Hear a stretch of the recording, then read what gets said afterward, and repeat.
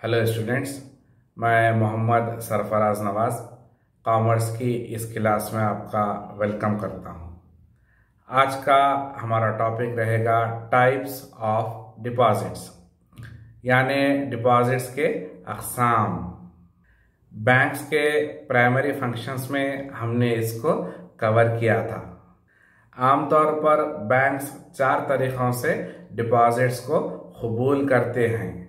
उनमें सबसे पहले है सेविंग डिपॉजिट, दूसरे नंबर पर है फिक्स्ड डिपॉजिट और तीसरे नंबर पर है रिकरिंग डिपॉजिट और चौथे नंबर पर है करंट डिपॉजिट। तो इन 4 डिपॉजिट से बैंक के पास पैसा जमा होता है। तो चलिए अब बात करते हैं सेविंग डिपॉजिट्स की।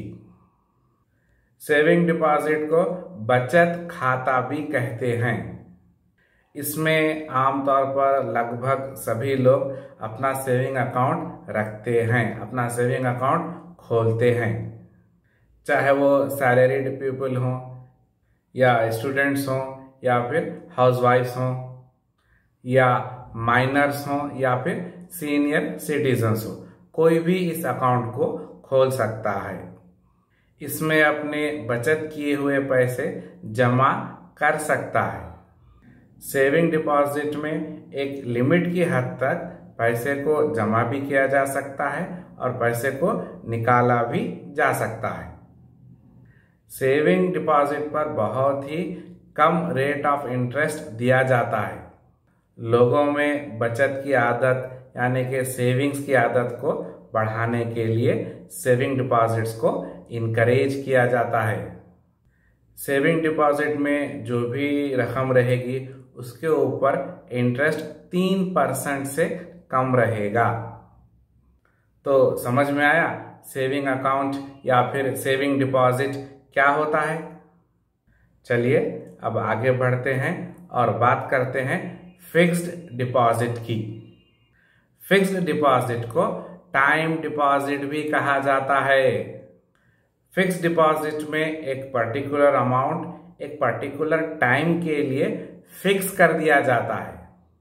उस पर्टिकुलर टाइम से पहले आप पैसा नहीं निकाल सकते और फिक्स्ड डिपॉजिट पर रेट ऑफ इंटरेस्ट बहुत ज्यादा होता है। सबसे ज्यादा rate of interest fixed deposit पर ही दिया जाता है। फिक्स्ड डिपॉजिट चंद महीनों के लिए भी कर सकते हैं या फिर 1 साल या 2 साल या 3 या 4 साल, मैक्सिमम 5 साल तक भी कर सकते हैं। और ज्यादातर फिक्स्ड डिपॉजिट बच्चों की पढ़ाई के लिए किया जाता है या फिर लड़कियों की शादी के लिए किया जाता है। तो समझ में आया फिक्स्ड डिपॉजिट क्या होता है। चलिए आगे बढ़ते हैं और अब बात करते हैं करंट डिपॉजिट की, जिसको डिमांड डिपॉजिट भी कहते हैं। आमतौर पर यह बिजनेस मैन के लिए होता है, कारोबारी इदारों के लिए होता है, जिसमें soul trader, partnership firms, organisations या फिर कंपनीज होते हैं। वहां पर बहुत सारे अनलिमिटेड ट्रांजैक्शंस होते हैं और बैंक में कई मर्तबा अमाउंट को डिपॉजिट करना पड़ता है और कई मर्तबा अमाउंट को विड्रॉ भी करना पड़ता है। और करंट डिपॉजिट पर बैंक्स इंटरेस्ट नहीं देते, ये बात याद रख लीजिए। करंट डिपॉजिट्स पर बैंक इंटरेस्ट नहीं देते। क्यों नहीं देते? क्योंकि अनलिमिटेड ट्रांजैक्शंस होने की वजह से बैंक में पैसा टिकेगा ही नहीं। डिपॉजिट्स भी ज्यादा होंगे और विड्रॉवल्स भी ज्यादा होंगे। बैंक करंट डिपॉजिट्स पर इंटरेस्ट नहीं देते। तो समझ में आया करंट डिपॉजिट्स क्या होते हैं। चलिए आगे बढ़ते हैं और अब बात करते हैं रिकरिंग डिपॉजिट्स की। किसकी? रिकरिंग डिपॉजिट्स की। रिकरिंग डिपॉजिट में एक फिक्स्ड अमाउंट हर महीना जमा किया जाता है और उसका एक सर्टेन पीरियड होता है, चाहे वो 1 साल के लिए हो या 2 साल के लिए हो या 5 साल के लिए हो।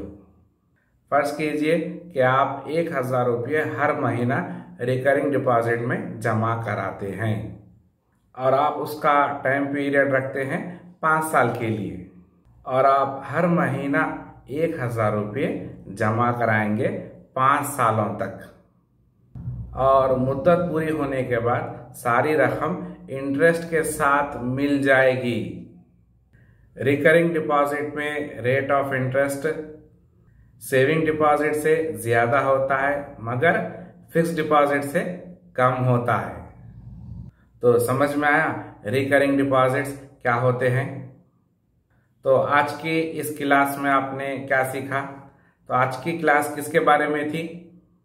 आज की ये क्लास हमारे टाइप्स ऑफ डिपॉजिट्स के बारे में थी, जिसमें आपने सीखा कि कितने किस्म के डिपॉजिट्स होते हैं। कितने किस्म के डिपॉजिट्स होते हैं?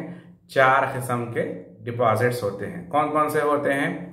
पहला होता है सेविंग डिपॉजिट, दूसरे नंबर पर है फिक्स्ड डिपॉजिट, तीसरे नंबर पर है करंट डिपॉजिट और चौथे नंबर पर है रिकरिंग डिपॉजिट।